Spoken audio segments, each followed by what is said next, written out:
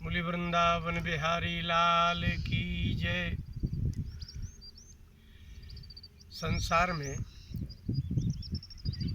ऐसा कोई मनुष्य ढूंढिए जो कह दे कि मुझे भ्रम नहीं है। और आश्चर्यकारी बात यह है कि जिसको भ्रम होता है वो भी कहता है कि मुझे भ्रम नहीं है।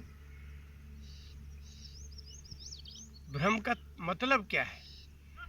भ्रम उसे कहते हैं कि जो यथार्थ में वस्तु हो और उस वस्तु को आप दूसरी वस्तु समझ रहे हो, उसको भ्रम कहते हैं।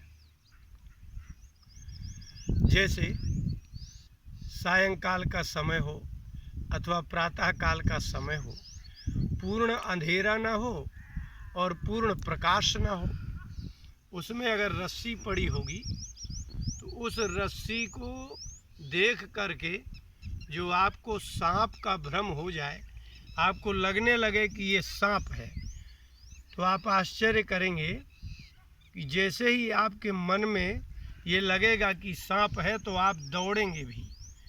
अगर पैर रख गया होगा तो पसीना भी छूट जाएगा और चिल्लाएंगे भी और लाठी लेकर के मारेंगे भी, लेकिन वो भ्रम तब तक नहीं छूटेगा जब तक प्रकाश नहीं हो जाता।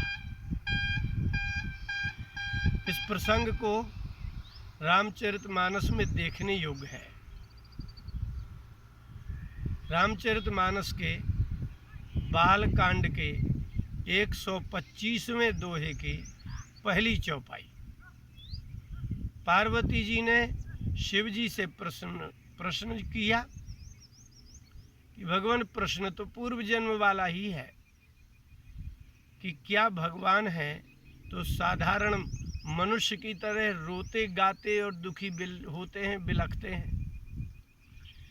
दशरथ नंदन को आप भगवान ब्रह्म कहते हैं, लेकिन उनको तो देखा जा रहा है कि वो बड़े दुखी हैं सीता के वियोग में, लक्ष्मण शक्ति में।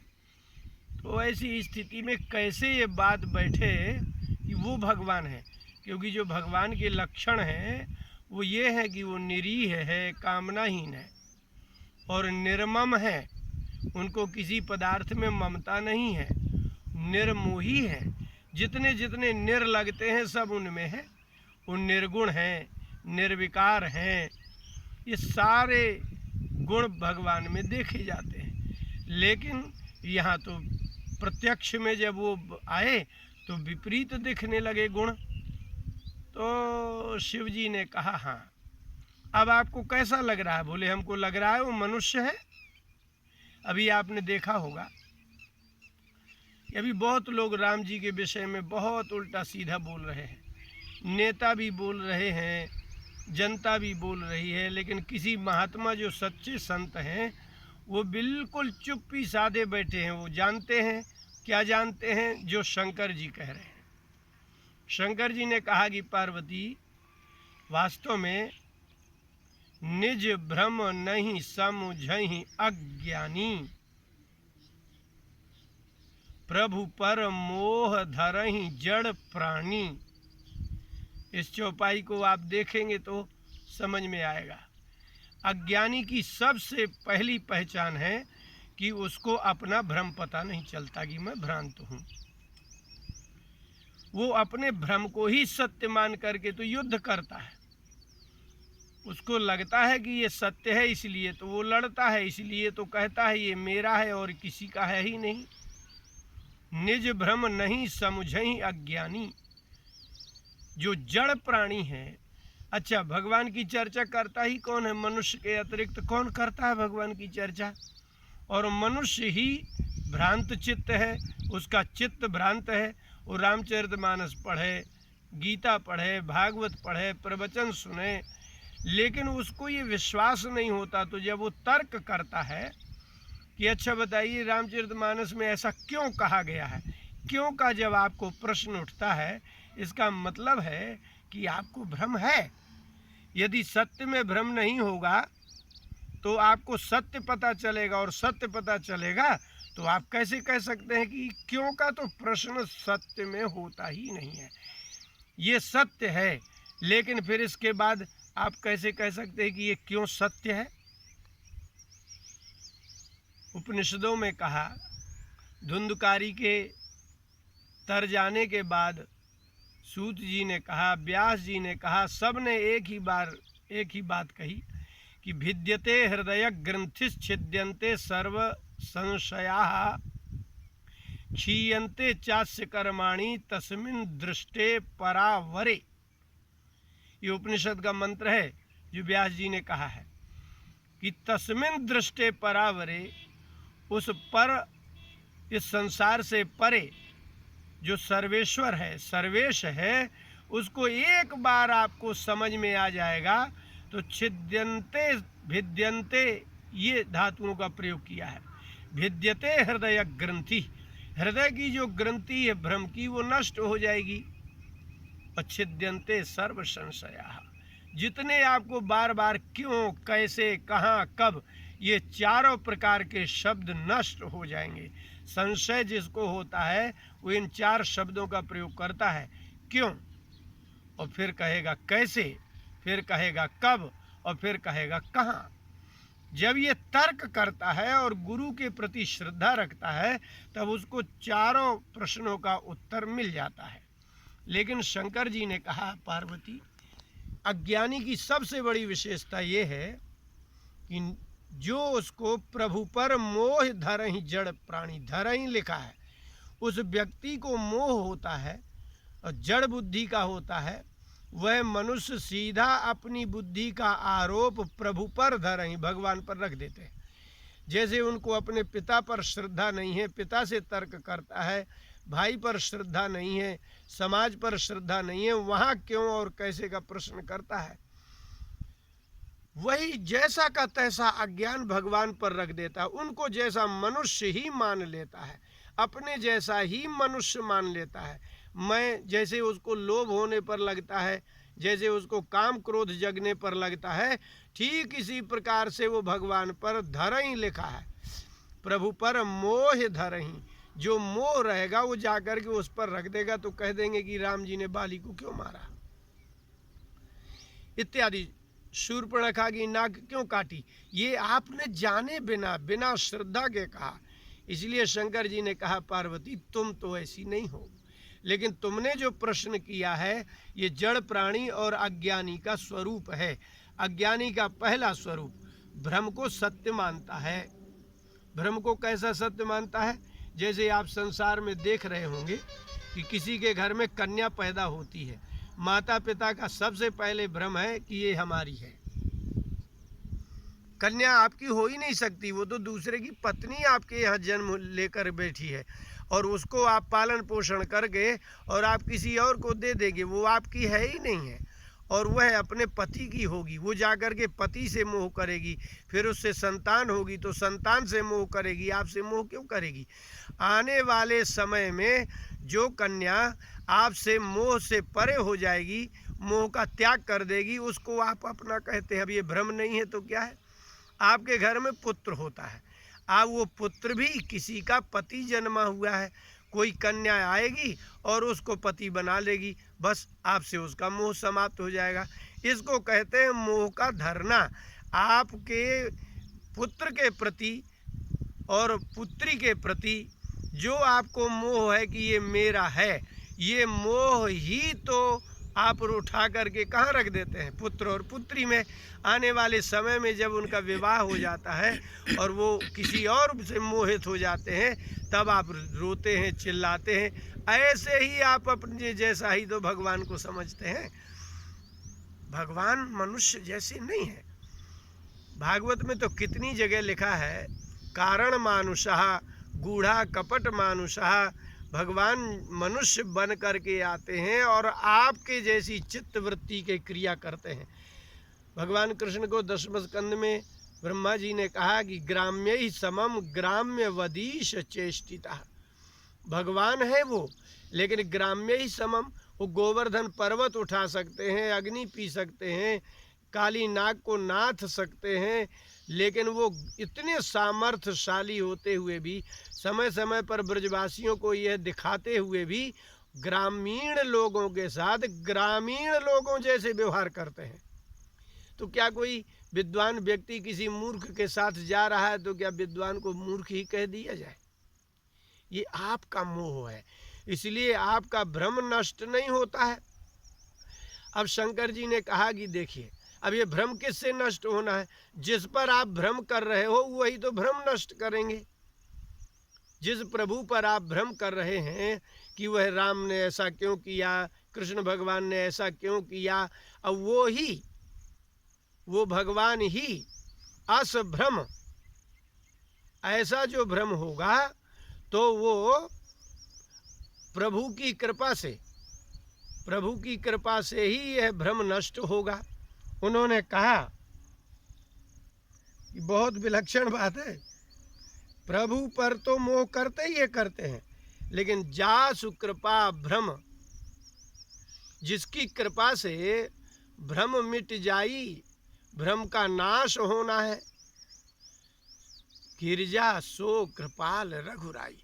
ये 126वें दोहे की दूसरी चौपाई है, यही बालकांड की। जासु कृपा, जिसकी कृपा से आपका भ्रम मिटना है, आप उसी पर भ्रम कर रहे हैं। जिसकी कृपा से आपका संसार चल रहा है उसी पर आपको भ्रम हो रहा है। आप उसी को बुरा कह रहे हैं, उसी को भला कर रहे हैं, समझ नहीं पा रहे हैं। तो जासु कृपा भ्रम, जिसकी कृपा से असभ्रम मिट जाए, जासु कृपा असभ्रम मिट जाई। जैसा आप भ्रम कर रहे हैं अपने जैसा, भगवान को मोहित समझ रहे हैं, भगवान को कामी समझ रहे हैं, भगवान को क्रोधी समझ रहे हैं, भगवान को लोभी समझ रहे हैं। जिन जिन पर भगवान ने कृपा की है, तो काली नाग की पत्नियों ने कहा था भगवान कृष्ण से, क्रोधोपिते नुग्रह एस सम्मता। हे नाथ, संसार के लोगों को लग रहा है कि आप पापियों पर, दुष्टों पर क्रोध करते हैं, आप क्रोध नहीं कर रहे, ये आपका अनुग्रह है। ये कृपा को क्रोध समझते हैं संसार के लोग। आप जिसको यहाँ सुधारने आते हैं, जिसको मारने आते हैं, जिस समाज को बनाने आते हैं, मनुष्यों को मनुष्य जैसा जीना सिखाना आते हैं, किस उम्र तक धर्म करें, किस उम्र तक गृहस्थ रहें, किस उम्र तक त्याग करें, कैसे सत्संग करें, जब जो से भ्रम नष्ट होना है, यदि उसी पर आपको भ्रम हो गया है तो आप बताइए, गिरजा सो कृपाल रघुराई। ये सारे संसार के अज्ञानी जड़ प्राणी मनुष्य अपने जैसा भगवान को मान करके और उनको बुरा भला कहते हैं, अंधे हैं। ये राम रूप देखें कि दीना, ये दीनहीन है, इनके पास वो नेत्र नहीं है। अब उन नेत्रों के लिए क्या चाहिए? सपने संत सभा नहीं देखी। ऐसे व्यक्ति को भगवान पर कैसे विश्वास, कैसे श्रद्धा, कैसे भ्रम नाश होगा? तुलसीदास जी लिखते हैं कि अभी तो छोड़ो, स्वप्न तो उसी चीज के आते हैं ना, जिन चीज़ों का चिंतन होता है, जिन चीज़ों का मनन होता है, जो देखा जाता है, जो सुना जाता है, तो स्वप्न भी उसी के आते हैं। जिन लोगों को सपने संत सभा नहीं देखी, जिन्होंने जागृत अवस्था में जागते जागते किसी संत का संग नहीं किया, कभी संतों के पास बैठ करके संयम नहीं सीखा, उनसे भगवान के विषय में श्रद्धा कैसे होती है, कथा में, भगवान की कथा में कैसे सिद्धांत प्रतिपादित होता है, जब आप ये नहीं देखते हैं तब आप भगवान की निंदा करते हैं और कहते हैं गिरजा सो कृपाल रघुराई। गिरजा वो तो ऐसे कृपालु हैं कि बुराई करने वाले, गाली देने वालों का भी भोजन चला रहे हैं। आप लोग जब ब्राह्मणों के पास जाते हैं कि महाराज हमारी कन्या की शादी नहीं हो रही है, हमारे लड़के की नौकरी लग जाए, हमारे घर में बड़ा दुख है, हमारे घर में कुछ है तो नहीं है, तो जब आप ब्राह्मण के पास जाते हैं तो ब्राह्मण क्या उपाय बताते हैं? वो भी तो भगवान भरोसे ही तो हैं। इसलिए वो कहते हैं कि ठीक है भाई, आप अखंड रामायण करवा लो अथवा भागवत का पाठ करवा लो। तो ब्राह्मण पहले भगवान पर विश्वास करके बैठे हैं, इसलिए आपको बताते हैं। जब उस अनुष्ठान से आपका ठीक हो जाता है तो बस तब लगता है कि वाह, वो ब्राह्मण ने कर दिया। वास्तव में ये भी एक भ्रम है। कोई ब्राह्मण किसी का भला कैसे कर सकेंगे, लेकिन आपके अंदर अगर श्रद्धा नहीं होगी तो ब्राह्मण कितना भी कुछ कर दें आपका कार्य नहीं होगा। इसलिए आप पहले भ्रम का नाश करिए। और भिद्यते हृदय ग्रंथि, हृदय में एक जो जड़ता आ गई है कि ऐसा ही होगा तो भगवान है, ऐसे ही होंगे तो भगवान है, आपको समझ में नहीं आया। इसलिए भ्रम नाश करेगा कौन? भगवान ही भ्रम नाश करेंगे। जैसे मान लीजिए हमारा नाम ब्रजपाल है, कोई आकर के कहे और भाई सुरेश भाई क्या हाल चाल है, तो हम क्या कहेंगे उसको? हम ही जानते हैं कि हमारा नाम सुरेश नहीं है। अपरिचित जगह में एक अकेले में कोई कह दे तो हम कहेंगे कि हमारा नाम सुरेश नहीं है, हमारा नाम ब्रजपाल है। इसलिए भगवान को कहा जाता है कि सोई जाने जिह देहु जनाई। भगवान जिस पर कृपा करते हैं उसको ही ये संसार का भ्रम नाश होता है, अन्यथा वह सदा ही अपने पुत्र को, पत्नी को, पति को, परिवार को मानता रहता है। अंततो गत्वा उसकी वो स्थिति होती है कि अकेला असहाय पड़ा रहता है। मात्र 2 रोटी और कुछ दवाइयाँ मिलती हैं। मन में कभी भगवान का चिंतन भी नहीं आ सकता। क्यों नहीं आ सकता? क्योंकि आपने कभी महात्माओं के पास गए कहाँ। तुलसीदास जी ने लिखा कि तीसरी भक्ति वास्तव में कब होनी चाहिए, गुरु की पहचान आपको कब होगी? तो देखिए, आप नवधा भक्ति में पहली भक्ति है कि आप संतों का संग करें। संत तो जगत गुरु हैं, प्रत्येक प्राणी के संदेह निवारक हैं। तो पहले संतों का संग करिए, दूसरी बार फिर संतों के मुंह से कथा सुनिए। अब है गुरुपद पंकज सेवा, तीसरे भगत ही अमान। आपको गुरु के प्रति कैसी श्रद्धा होनी चाहिए, गुरु जी कैसे होना चाहिए, और जो गुरु कल्याण करा सकते हैं, भगवत मार्ग बता सकते हैं, वो गुरु कैसे होते हैं, ये आपको संतों के समागम से ही पता चलेगा। पहली बात तो ये है कि जिस संत के समीप आप रहने लगेंगे वही सबसे बड़े गुरु हैं, जो आपको भगवान की कथा में प्रीति जागृत करवा देंगे। और जब भगवान के और भगवान की कथा में जब प्रीति जागृत हो जाएगी, तब संत एक बात कहेंगे कि भाई आपका कोई गुरु है? हमारे यहाँ तो आप सदा नहीं रह सकते, आप अभी घर जाएंगे लौट करके, तब आपको कौन बताएगा? तब वो कहेंगे कि या तो आप ही गुरु हैं हमारे। तो गुरु वही है जो आपको सन्मार्ग बता दे। और यदा कदा जब जब आप आपत्ति में आए, जब जब आपकी श्रद्धा शिथिल होने लगे, जब जब आपके मन की दृढ़ता और विश्वास कम होने लगे या नष्ट होने लगे, वो गुरु फिर से उसकी प्रतिष्ठा कर दे, वो गुरु है। अब आप गुरुपद पंकज सेवा, अब आप अपने गुरु की सेवा करिए। अब गुरु जी की सेवा में क्या लगना है? सिर्फ यही कि आप वो जो कहें वो करना है। लेकिन गुरु जी भी कमाल के होते हैं, वो आपसे सेवा नहीं लेना चाहते, वो कुछ नहीं कहते। आपके भ्रम का नाश करने वाले गुरु हैं। इसलिए सुखदेव जी को गुरु मुनि नाम कहा जाता है। वो मुनियों के गुरु हैं। कोई दीक्षा देने से ही थोड़ी गुरु हो जाते हैं, जो आपको ज्ञान दे सकते हैं, और वो भी निर्भ्रम ज्ञान, भ्रम रहित ज्ञान। तो जो भ्रम रहित गुरु होंगे उनकी आप जब पद पंकज सेवा करेंगे, तब आपको ये तीसरी भक्ति प्राप्त होगी। तब चौथ भगत मम गुण गण करे कपट, तब आपको कपट रहित आप होंगे, तब आप भगवान का गुणगान करेंगे। इसलिए शिव जी ने कहा कि गिरजा, संसार में ऐसे मनुष्य बहुत कम मिलते हैं जिनको भगवान के विषय में और धर्म के विषय में भ्रम नहीं होता, संदेह नहीं होता। और मजे की बात तो ये है कि निज भ्रम नहीं समझहि अज्ञानी, क्रोध में आ जाते हैं। यदि किसी अज्ञानी को कह दो, कोई भी अज्ञानी अपने भ्रम को नहीं समझता। आप किसी पागल से कह दो कि तुम पागल हो, वो तो कहेगा कि मैं पागल नहीं हूँ, पागल तुम हो।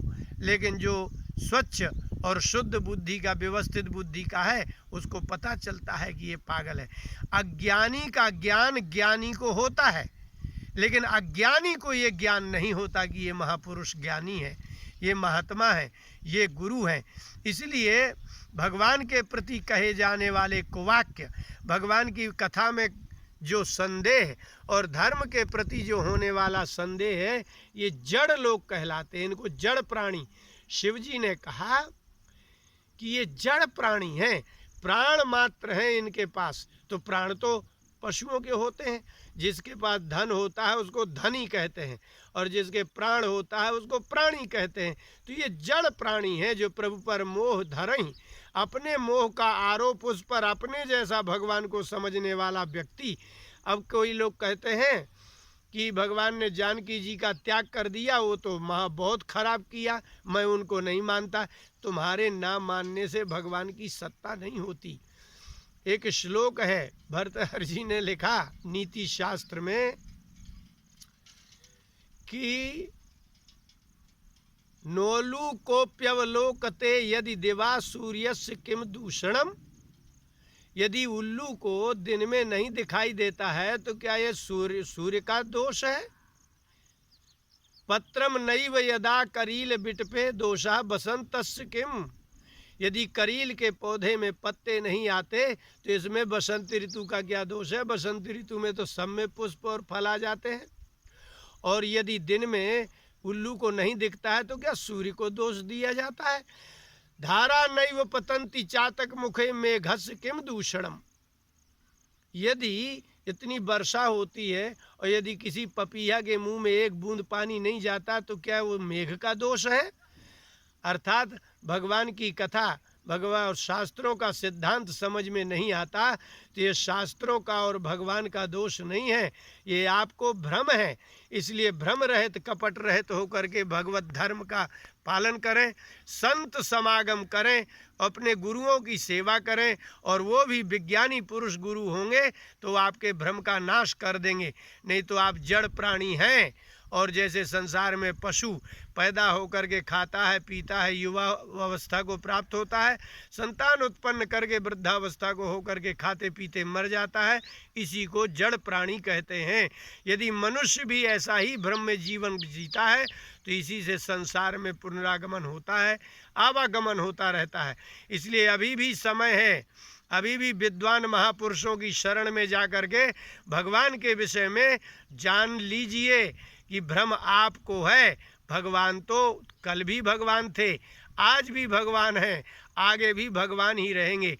आपके कहने से सूर्य में दोष नहीं हो सकता।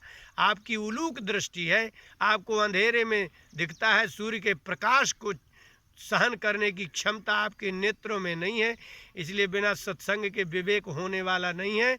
सत्संग करिए, और नहीं तो भगवान पर दोष लगा करके आप अपने आप का आत्मविनाश मत करिए।